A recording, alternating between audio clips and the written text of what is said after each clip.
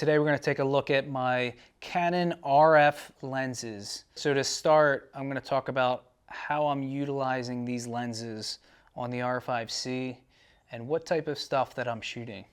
So with the R5C, I'm using this camera in the studio as a behind the scenes camera for photo and video.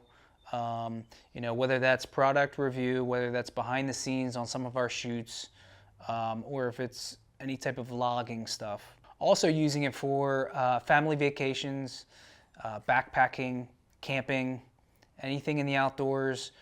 This is also the camera that I'm bringing with me. So with that in mind, the lens choices that I've made are kind of based around those kinds of activities. So in addition to these RF lenses, I also have quite a few EF lenses. With those EF lenses, I'm able to adapt those with this EF to RF adapter to the R5C, and I can use some of my other lenses, like I have the 16 to 35.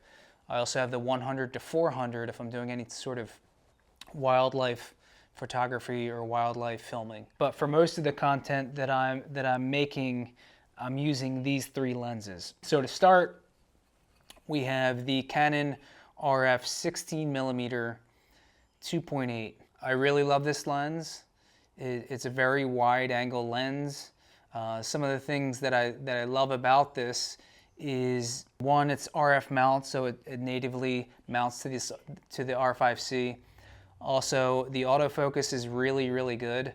I am usually using this lens for like vlogging type stuff. So any shots that I need where I'm talking to camera, whether that's hiking with my family or doing a review on something or anything like that, and I'm gonna be, you know, doing this kind of stuff, talking to the camera, this is my go-to lens.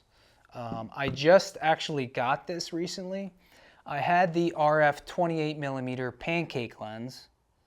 That was the first RF lens I had, and I liked the lens. I thought the quality was pretty good.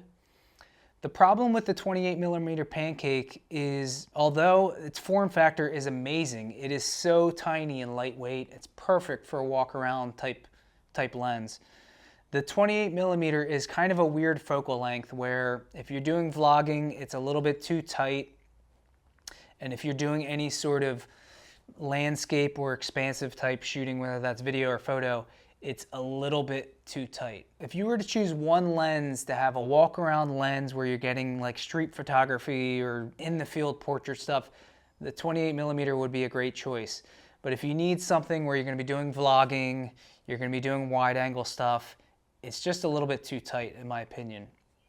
So I sold that 28mm and I got this 16, and the 16 is really you know, fit the bill for that type of shooting.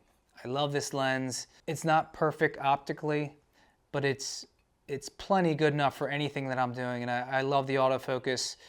It's just a great lightweight small lens for any sort of walk around, travel, vlogging type stuff. So that's number one.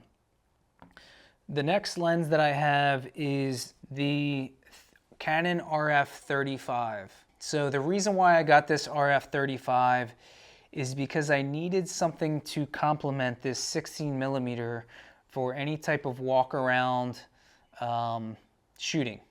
So anytime I'm out and about, hiking, camping, hunting, anything like that, just having the 16mm, it kind of leaves you wanting a little bit more of sort of a portrait type lens. And that's where this 35 comes into play.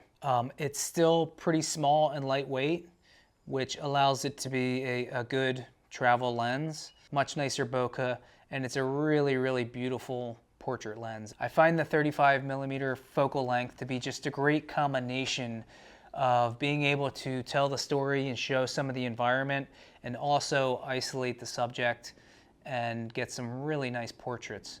I really love that focal length, and this one at an f1.8 is just beautiful. It also has image stabilization, which I find to be very handy, especially doing video stuff. When I'm doing backcountry stuff, this is the combo that I go with. I bring these two because they're both lightweight, and you get the really wide, you get the vlogging, and then you get the nice portrait with the 35.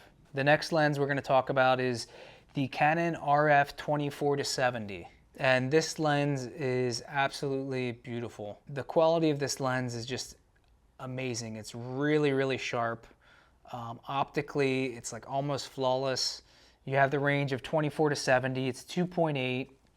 It has image stabilization. I got this lens originally because I thought it would cover all of my needs in the studio, capturing behind the scenes content, tabletop content, all that stuff. And I wasn't wrong in that regard. When I started to utilize this system more as a walk around camera, taking this hiking, oftentimes also carrying one of my children or both of my children, this lens really doesn't lend itself as a walk around lens.